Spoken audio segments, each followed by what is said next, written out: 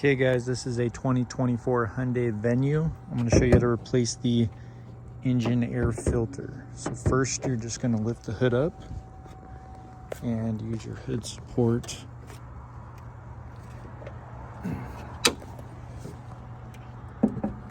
Just like that.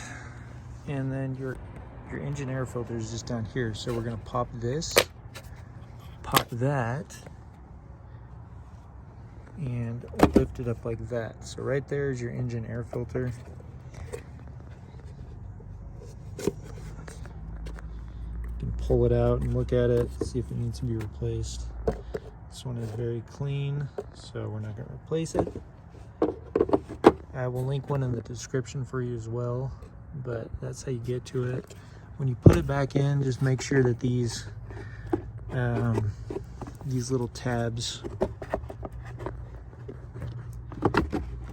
get in the hole. So they're in the hole right there, and then you can just pop those back on like that, and that's how you do it. So hopefully that helped, and again, I will link one in the description, and doing it yourself can save you a lot of money. And if you have any questions, just let me know in the comment section. Thanks for watching.